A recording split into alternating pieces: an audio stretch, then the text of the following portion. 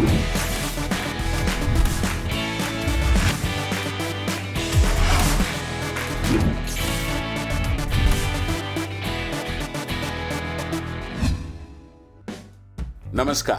खेलों में खास के साथ मैं हूं संजय बैनर्जी। आप सभी का स्वागत। Our sports content is pure as 24 karat gold. Please like and subscribe it. Your support will help us in doing better. Thank you. Australia ने इंग्लैंड को पहले वनडे इंटरनेशनल में 19 रन से हरा दिया है। कल देर रात खत्म हुए मुकाबले में इंग्लैंड को जीतने के लिए 295 रन बनाने थे, लेकिन इंग्लैंड की टीम 275 रन बनाकर आउट हो गई। इंग्लैंड ने टॉस जीतकर पहले ऑस्ट्रेलिया को बल्लेबाजी करने को कहा और ऑस्ट्रेलिया की शुरुआत अच्छी नहीं रही। वार्नर और फिंच जल्दी आउट हो गए। वार्नर ने 6 और फिंच ने 16 रन बनाए। स्टॉइनिस ने 43 रन की इनिंग्स खेली, लेकिन बाद में मार्क्स और मैक्सवेल ने जमकर खेलना शुरू किया। छठे विकेट के लिए दोनों के बीच हुई 126 रन की साझेदारी ने ऑस्ट्रेलिया को मजबूत स्थिति में ला खड़ा किया। मार्श ने 73 रन बनाए, जबकि मैक्सवेल ने 59 गेंद पर 77 रन की आतिशी पारी खेली। इंग्लैंड के लिए जोफ्रा आर्चर और वुड ने 3-3 विकेट लिए। 295 रन के टारगेट का पीछा करते हुए इंग्लैंड की शुरुआत बेहद खराब रही और उसने सिर्फ 17 के स्कोर पर अपने 2 विकेट गंवा दिए। जेसन रॉय 3 और जो रूट 1 रन बनाकर आउट हो गए। कप्तान ऑयन मॉर्गन ने पारी संभालने की कोशिश की, लेकिन ज्यादा देर टिक न सके और 23 की रन संख्या पर आउट हुए। बटलर भी सिर्फ 1 रन बनाकर चलते बने। एक समय इंग्लैंड के 4 विकेट सिर्फ 57 के स्कोर पर गिर चुके थे, लेकिन उसके बाद बेरिस्टो और बिलिंग्स के बीच 5वें विकेट की 113 रन की पार्टनरशिप ने इंग्लैंड को मुकाबले में वापस ला खड़ा किया। बेरिस्टो 84 रन बनाकर आउट हुए, जबकि बिलिंग्स ने 118 रन की यादगार पारी खेली। हालांकि इसके बावजूद वो इंग्लैंड को हार से बचा नहीं सके। इंग्लैंड की टीम अंत तक 9 विकेट पर 275 रन ही बना सकी। ऑस्ट्रेलिया के लिए एडम ज़ैम्पा ने 4 और हेजलवुड ने 3 विकेट लिए।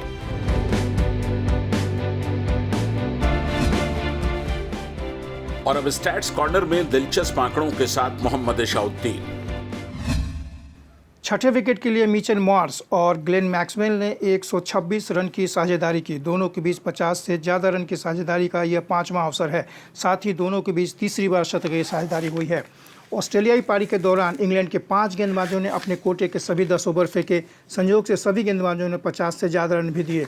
वनडे इतिहास में यह पहला मौका है जब सभी 5 गेंदबाजों ने 10 ओवर की गेंदबाजी की और 50 से 59 रन के बीच रन दिए। आदिल रशीद ने जब मैच में लाबुशेन को आउट किया तो यह उनका ऑस्ट्रेलिया के खिलाफ 39वां विकेट था। इस तरह वो 38 विकेट लेने वाले जेम्स एंडरसन को पीछे छोड़ते हुए ऑस्ट्रेलिया के खिलाफ वनडे में सबसे ज़्यादा विकेट लेने वाले इंग्लैंड के गेंदबाज बन गए हैं। आदिल रशीद 2018 के बाद मिडिल ओवरों यानी 11 से 40वें ओवर के बीच अब तक 56 विकेट ले चुके हैं। वो इस मामले में भारत के कुलदीप यादव के 65 विकेट के रिकॉर्ड के बाद दूसरे स्थान पर हैं। मार्कस लेबुशेन ने हालांकि 21 रन बनाए। वैसे अब तक वह वनडे कैरियर में 326 रन बना चुके हैं।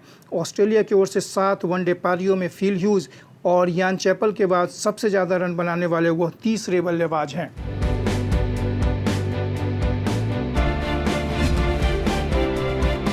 आईपीएल को शुरू होने में अब सिर्फ 1 सप्ताह का वक्त बाकी है, लेकिन कई मामलों में सिचुएशन अब भी क्लियर नहीं हो सकी है।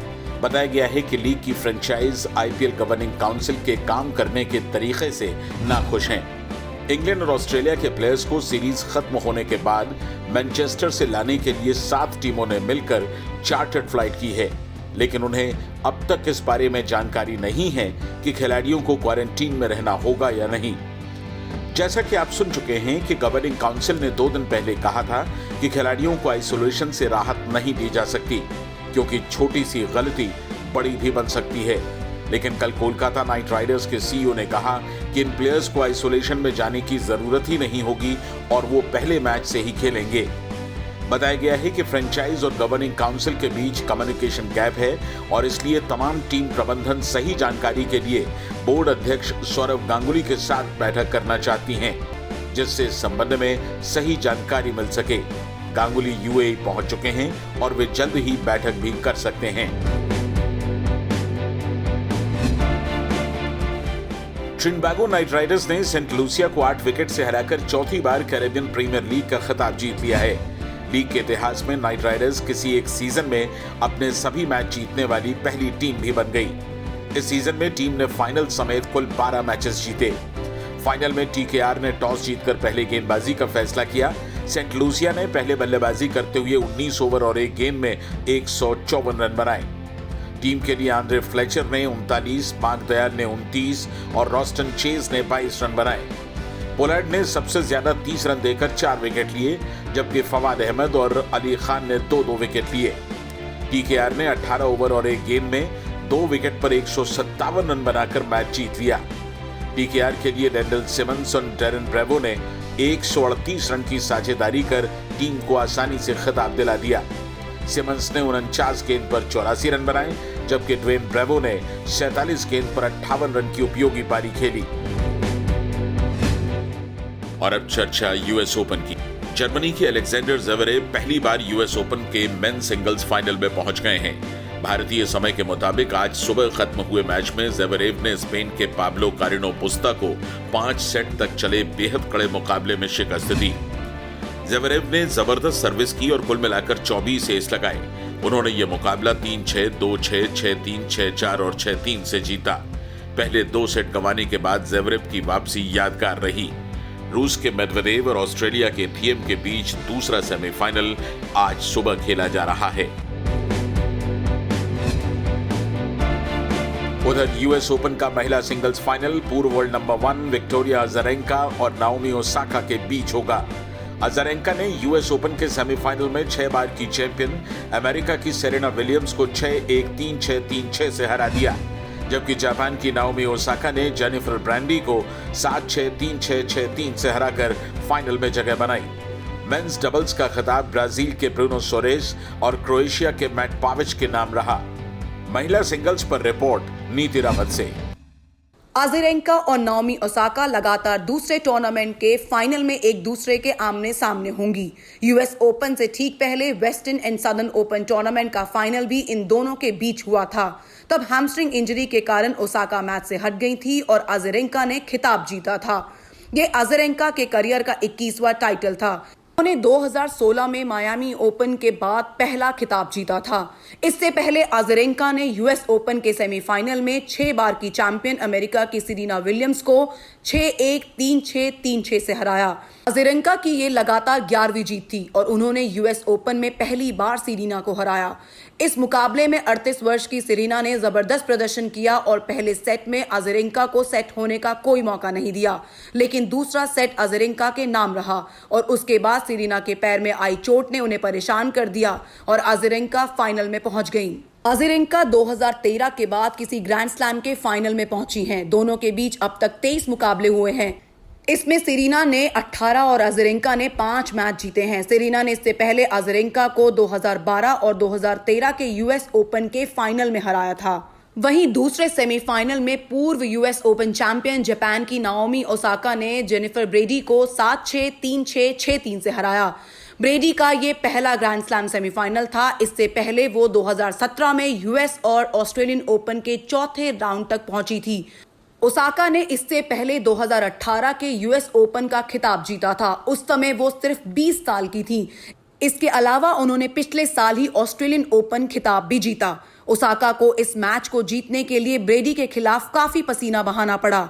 ये उनकी इस साल लगातार 10वीं जीत है। ब्राजील के ब्रूनो सोर्स और क्रोएशिया के मैट पाविच ने फाइनल में सीधे सेट्स में जीत दर्ज करके यूएस ओपन टेनिस टूर्नामेंट के पुरुष युगल का खिताब जीता। सोर्स और पॉविच की जोड़ी ने फाइनल में नेदरलैंड के वेस्ली कुलहॉफ और क्रोएशिया के निकोला मैकटिच की जोड़ी को हराया। सोर्स का ये पुरुष युगल में तीसरा जबकि पॉविच का ये दूसरा ग्रैंड स्लैम खिताब है। पिछले साल जोड़ी बनाने के बाद इन दोनों ने एक साथ पहली बार ग्रैंड स्लैम जीता है। यूएस ओपन अपडेट के साथ स्पोर्ट्स जिंदगी के लिए मैं नीति रावत।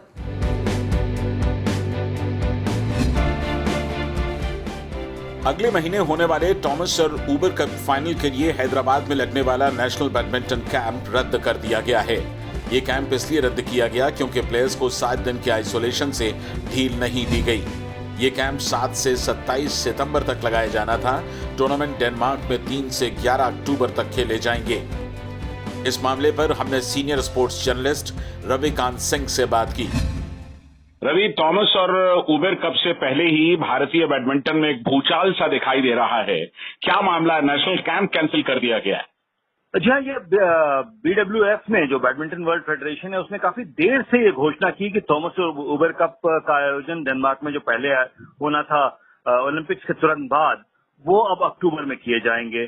तो इस कारण से जो अचानक ये जो घटना हुई, इससे थोड़ा सा बैडमिंटन एसोसिएशन ऑफ इंडिया सकते में आ गई। ओलंपिक प्रिपरेशन कैंप तो पहले से चलना था, नेशनल कैंप 7 सितंबर से शुरू होने थे, लेकिन जो standard operating procedure sports authority of India ने डिसाइड किया है कि 7 दिन के क्वारंटीन के बाद ही ट्रेनिंग शुरू होगी, तो उसको इन्हें कैंसिल करना पड़ा। क्योंकि अगर 7 दिन आप क्वारंटाइन कर देते हैं तो उसके बाद मुश्किल से आपके पास 4 दिन बचेंगे कैंप के, और फिर उसके बाद आपको जाके डेनमार्क में भी क्वारंटीन में रहना है।